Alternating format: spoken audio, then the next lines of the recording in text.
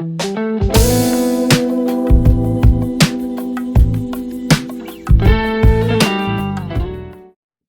are back, baby. We're running through the main card. We are in Singapore. Let's get after it from the bottom to the top. Let's get into it. First fight of the night, Jack Della Maddalena, 11-2, stepping out against Ramazan Emiev, 20-5, Russian. Oof, this is a tough scrap. I mean, big step up for Jack Della Maddalena coming off of Pete Rodriguez. He gets the knockout in that one. Jack Della Maddalena has hands, man. Get on my head. Get on my head. Get on my head. Get on my head. Get on my head. Get on my head.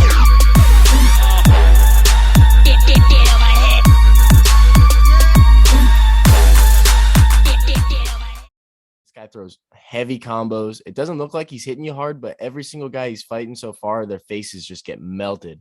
Ramazan Emiev, on the other hand, this guy clearly can wrestle. He's got a lot of submissions on his record. Jack Della Maddalena is going to have to stuff a lot of takedowns in this fight. It's going to be tough, man. This is serious step up. He lost his first 2 pro bouts, and then since then he's on this 11-fight win streak. So that's something to look at.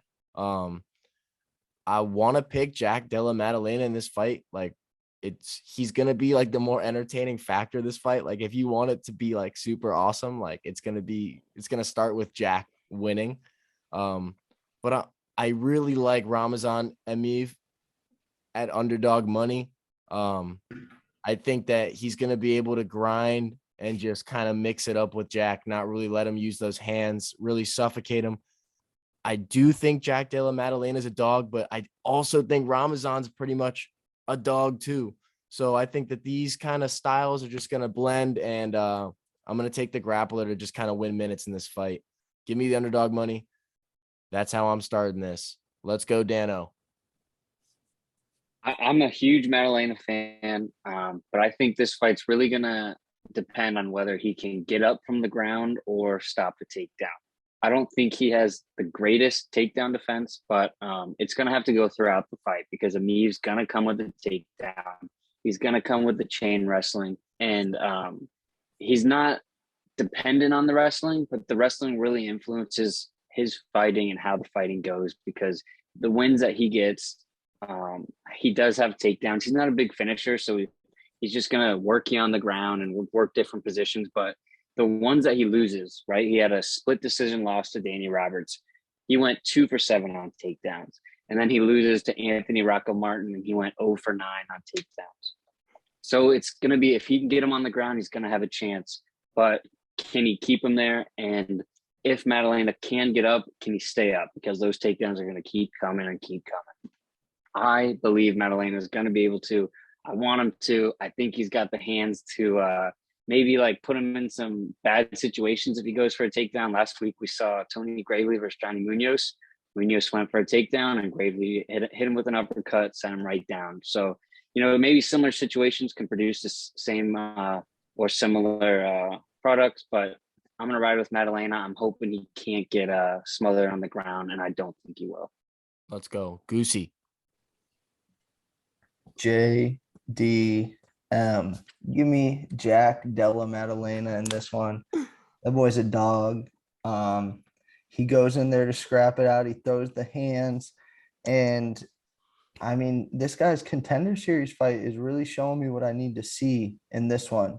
He went in there, he got hit hard, ate the shots, gave him back, gave him some more back, and then stuffed a few takedowns and got his hand raised in that one. And that's exactly what he's going to have to do in this one. I think Ramazan Emiev, especially that last fight against Danny Roberts, not making me too confident in him going into this one.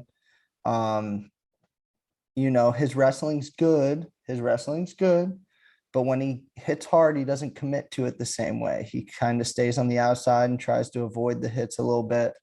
And Jack Della Maddalena is going to hit him hard in this one.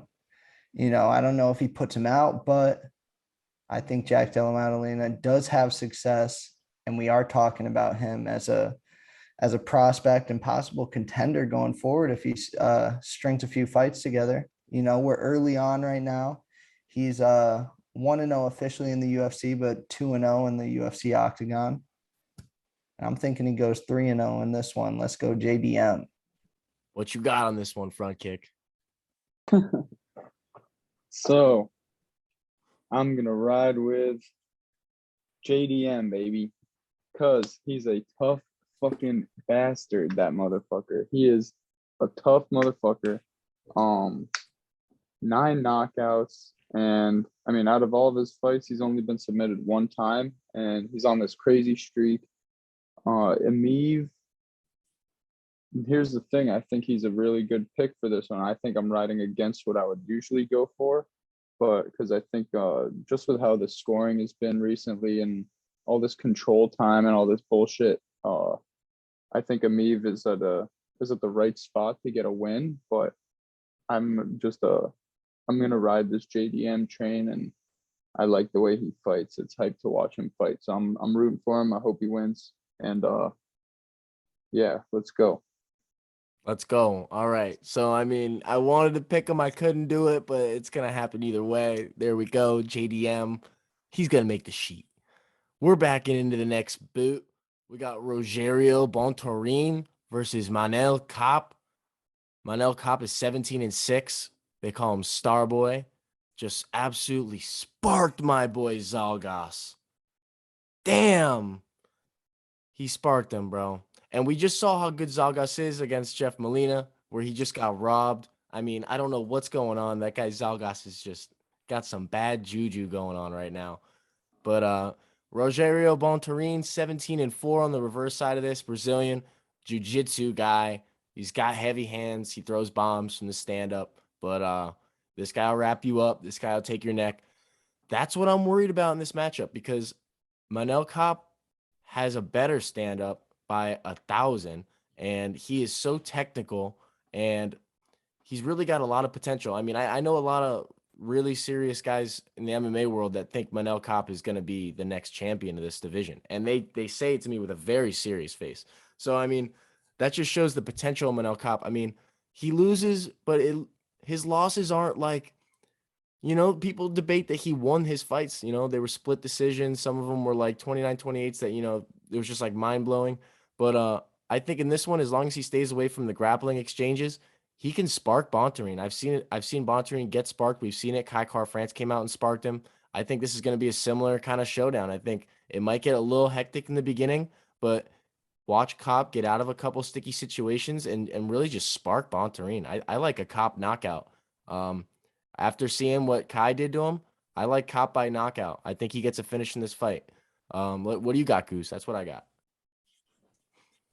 So this one's interesting because I can't take Manel Kape at -230 in this one. I think Bontorin's bringing a little too much for him.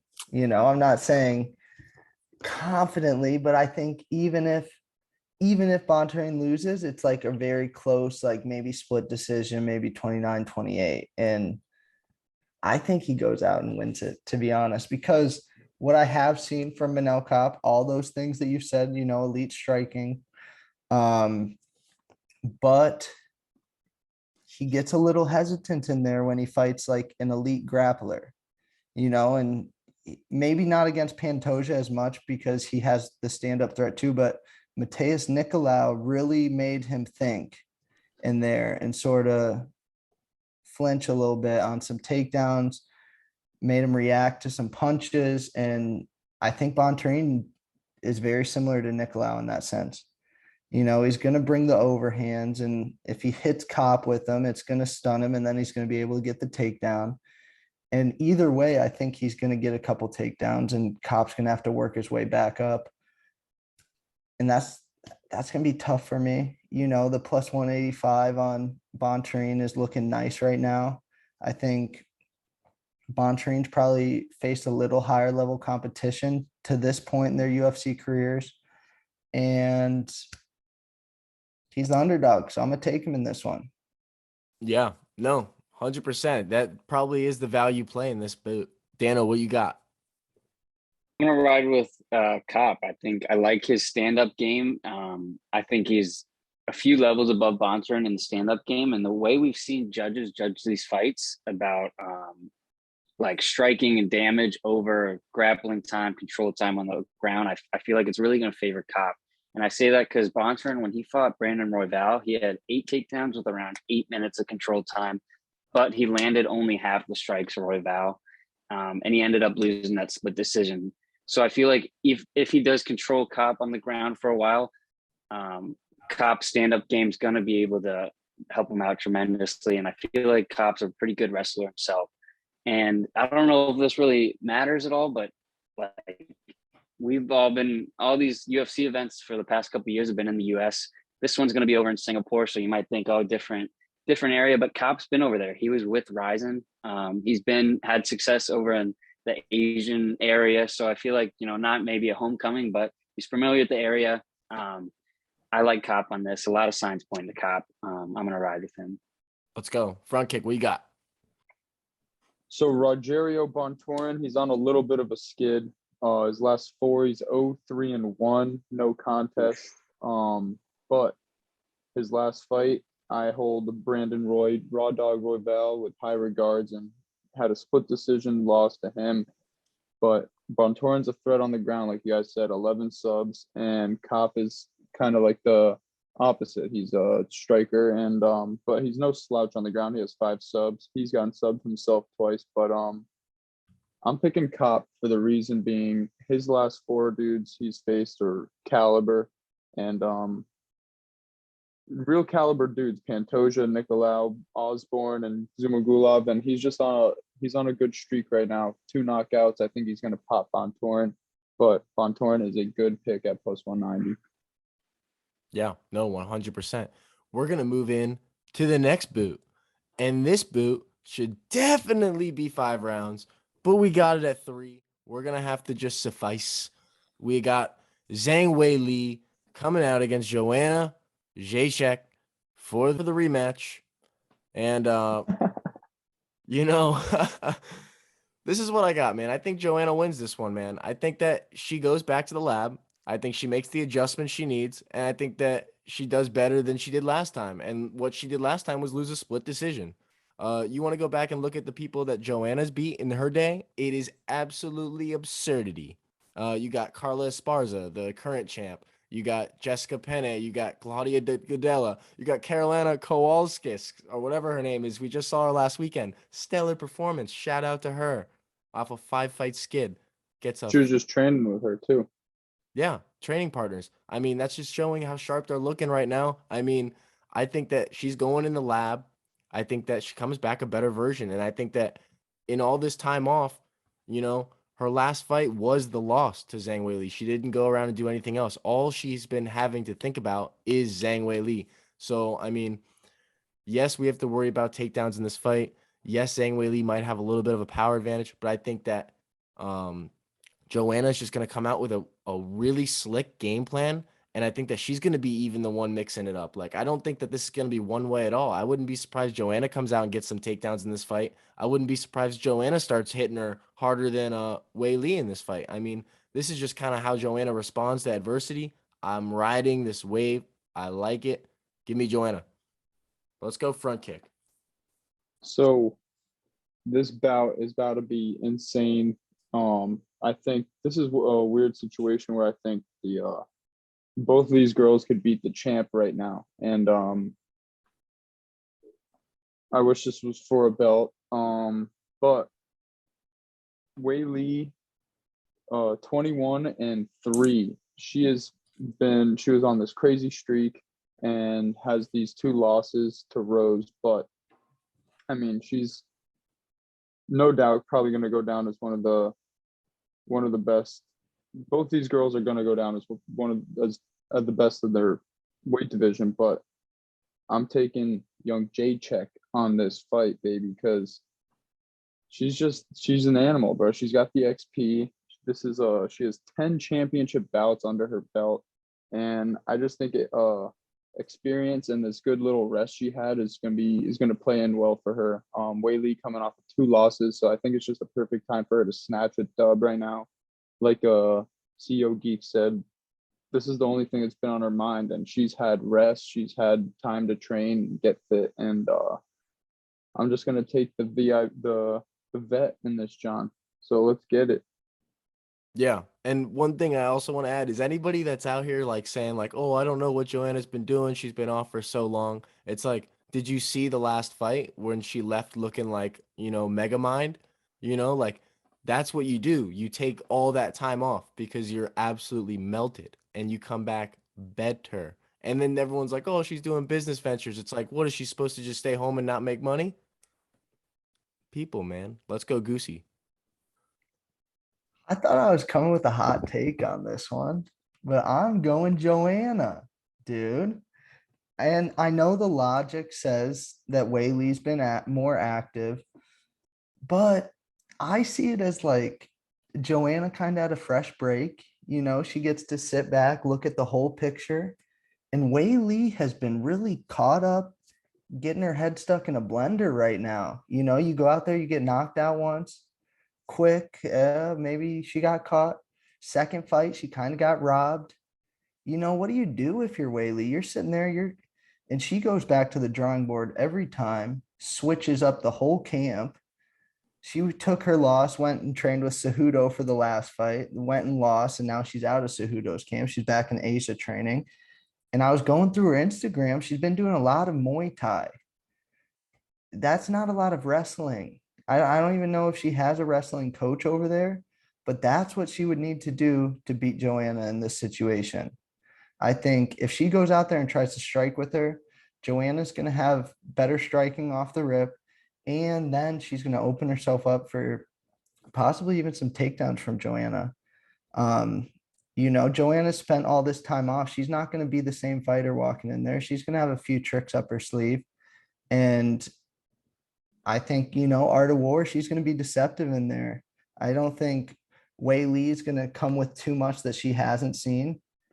And I'm going to take a chance on her. Let's go Joanna in this one. Let's go. Dano, what you got? I'm super torn, and I could pick either one, but I'm gonna side with Joanna too. I feel like in our last fight, she even has an argument that she won that fight. She outstruck Whaley and even was more accurate, but Whaley did have a lot more damage, so the refs probably did see that, threw a couple points in her way, yada yada yada. A couple red flags for Joanna. Her one, she did lose her belt. She fired her nutritionist. She kind of like blamed some people and then disappeared, but like you said, it's not like she shouldn't have done it. She took hella damage, and I feel like she could be training, coming back strong. Whaley's been active though. She's at Tiger Muay Thai now, which is a really good camp. But I think Joanna's just gonna come with some heat. She wants to get back in the title picture. And like a little side note, she's never lost a non-title fight. She's lost to Rose twice, Valentina, which isn't a big surprise. Valentina is one of the GOATs, and then Whaley in the last fight. So I feel like 3 rounds, she's going to be quick, she's going to be accurate, and there's going to be a lot of volume. Yeah. Yeah, I think there's going to be a good path. This is like it's set up perfectly for her to just get the belt back. Yeah, it really is. She's got like the perfect pathway. And did anybody really think that she was going to retire after losing a split decision at the top of the game? Like, she was coming back. Like, come on now. All right, we're moving into the next one. It's the co-main boot. It's another female boot. It's the queen of MMA. It's Valentina Shevchenko, 22-3, the flyweight queen, coming out against Tayla Santos, 19-1. People are writing her off as like not a serious threat. I think different, man. I think this fight might be a little bit interesting. I think that Tayla Santos comes out and makes this a super competitive bout off the rip, but then it just starts to slowly landslide Valentina Shevchenko's way when it comes to 3, 4, 5. I think that Tayla Santos is a pretty sound fighter, but there is levels to the game. I do think that Shevchenko is going to be superior in every aspect. I mean, Tayla Santos can grapple a little bit, but I don't see her like really getting Shevchenko down and really holding any top position. So with this being said, I think Valentina comes out and has a masterclass over 5 rounds I think Tyler Santos is tough. I don't think that, she's really going to come out here and put her away per se, but I think Valentina is it's safe to say Valentina wins a 5-round decision in this bout, if you ask me. Let's go Goosey off rip. Yeah. So I'm very torn on this fight, and the logic I will explain. It's kind of close. I think Talia Santos has more to offer for this title fight. I think we finally get to see Valentina get pushed a little bit. Part of me kind of does see Valentina like coming out and putting on a statement. But then again, she already made a statement against Jessica Andrade, and she was going hard for a while. Now we're kind of maybe tailing off. And then you look at the odds, and it's like, would I rather put 20 on Santos to win 100 or 750 on Shevchenko to win 100? I think I'm picking Santos in that. So I guess by default, my pick is Santos in this one. I think she's kind of a dominant presence in there. She has the ability to make it ugly. And that's what you're going to have to do to beat Valentina. You're going to have to get in her face. You're going to have to take some shots, and you're going to have to give her some shots. And there has been a consistency with Valentina so far in the UFC. If she can out wrestle you, she will beat you. She wasn't able to out wrestle Amanda. She lost to Amanda. She was giving up some size there, but the takedowns don't lie. And in Valentina Shevchenko's fights, there's a very telling tale. Whoever gets the more takedowns wins. I don't know who's going to get the more takedowns, but I know Talia Santos has a chance to go out and do it.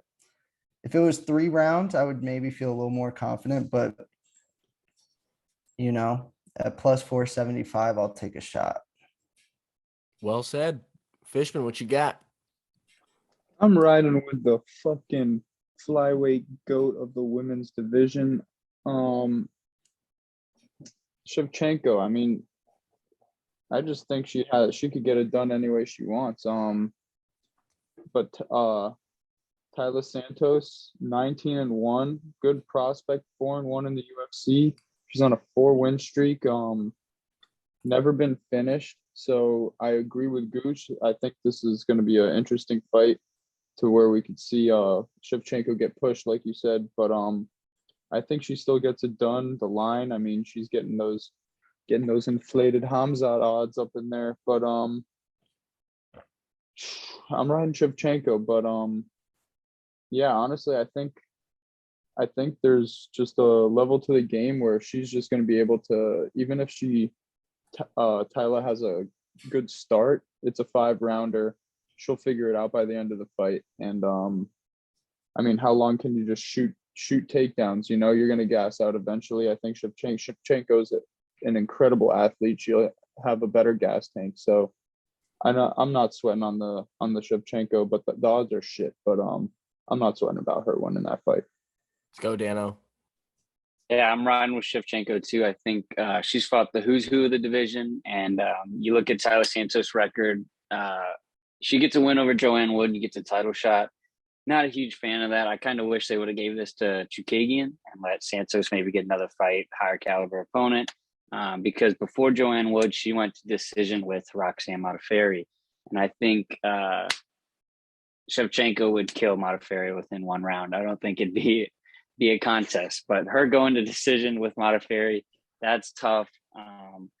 And then I just feel like Shevchenko, she's kind of got a new fire lit up under her ass because she's mentioned that she wants to go up and get the winner of Peña Nunes. So she's kind of, she's not going to take this fight easy. She wants to make a statement. She wants to let people know, hey, I'm going for that belt. She wants the winner of that fight to recognize that and accept the challenge. So I think it's going to be a styling finish from Shevchenko. She might take the gun off her hip. That brings up a good point that I forgot to mention. She's kind of looking ahead. That's all I'm going to say. When people talk about fights ahead, that's when they go in there and have a tough night out sometimes. So, all right. Well, let's move into the main boot of the night. Let's go. Glover Teixeira, 33-7, the vet.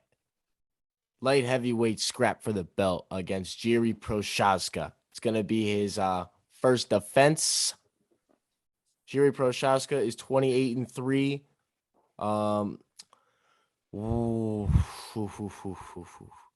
Man, I'm hyped to see this fight.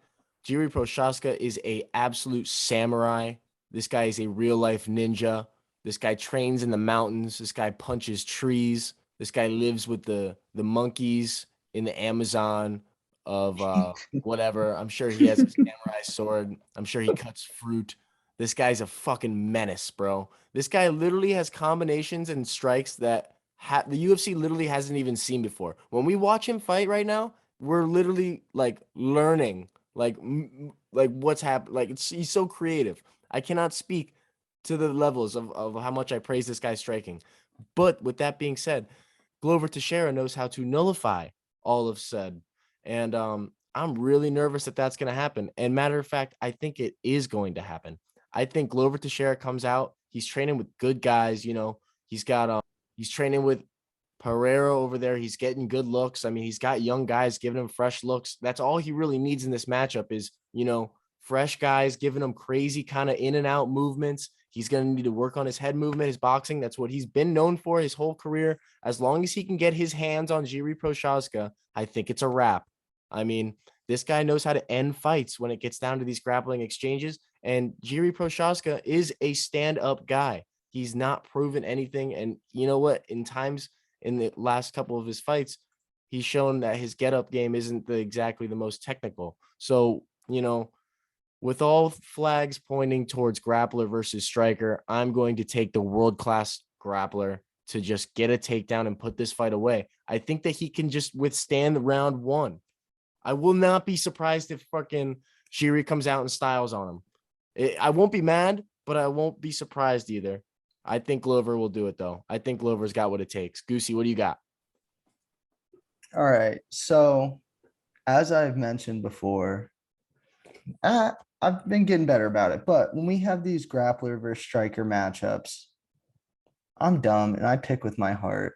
And I'm picking the striker again. I'm picking Jiri in this one. But you got to hear me out. He's 29. He's getting into his prime.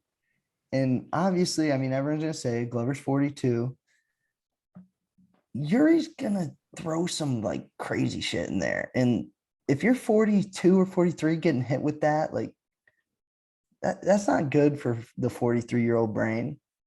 You know, like especially with the guy with as much pop as Jiri's going to bring in there, like we talked about having that comfort in Asia. Jiri was also a rising guy. You know, he's been over there. It's just going to be another day at the office for him. He's going to have the samurai stuff. He went out there and outstruck Dom Reyes. I think he's going to have to stop the takedowns, but he's been aware of that. He's had a year to prepare for this. He went and trained with Cejudo.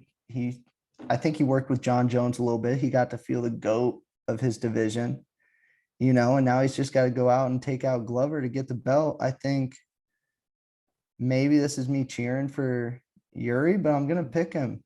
You know, I see the danger that Glover's bringing. I know if he gets inside, it's going to be tough for Jiri to win, but Jiri's good at keeping guys on the outside. He's been able to do it twice in both his fights in the UFC so far. I think he stuns him, or I think he finds the button and puts him out. And that's what I'm going with. I think the line's a little bit of a pusher for me too. You know, they're putting a lot of disrespect on the man himself. You know, they're putting him at plus 166 and they're pegging Jiri as the favorite minus 210. Dano, what do you think? I am totally in line with Goose. If this fight goes to the ground, I'm going to be holding my breath because Glover is a snake on the ground. He's so deadly, but I feel like if it stands up, and I feel like, you know, every round they're going to be standing up, right? If this goes 5 rounds, they're at least going to be standing up at each of the rounds at the beginning. So if he can keep it on the ground, he's going to throw some whack ass stuff. And shout out the boy Dom Reyes. He did get outstruck by Jiri, but Dom Reyes was firing back, and he proved that Jiri can be hit, and he needs to work on that. But I feel like Glover's not going to be a young, spry Dom Reyes throwing, trading back with him. So he's going to be comfortable on the feet, I believe, as long as he can stuff some takedowns.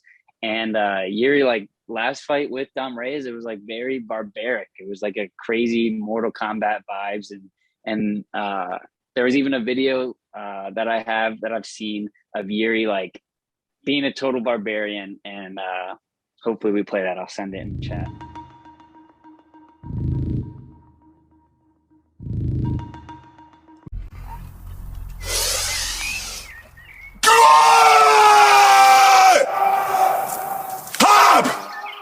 Back to the fight. I think Yuri's a beast, and he's very scary on the ground. So or on the feet. Glover, very scary on the ground. So if this stays up, which I think it will, and I hope it does, we'll have a new champ by the end of the night. Let's go, Fishman. Let's go. Let's hear it right now. All right, boys. So here's what we got. We got the fucking constrictor on the ground, and we got an elite striker on the feet. So this is what I think has to happen. I'm just gonna go ahead and say my pick. I'm picking Jiri, but here's why. I think Glover's getting towards, we all know he's getting towards the end of his parade here, but he's no slouch, man. He's on a 6 fucking win streak at his age, and out of those 6, 5 have been finishes, and a couple of them are big power punchers. But I think Jiri's a different animal. He's not really a power puncher. He knows he holds power just being his size, so he doesn't have to go out there and really try to knock your head off. He's just going to pick you apart, throw some crazy shit at you you've never seen before. And Jiri, he's on a 13 fight win streak, 12 knockouts, and a 10 knockout streak. So I just think the UFC just dealt Glover the shit stick on this one. And I just hope this fight doesn't go down as elderly abuse.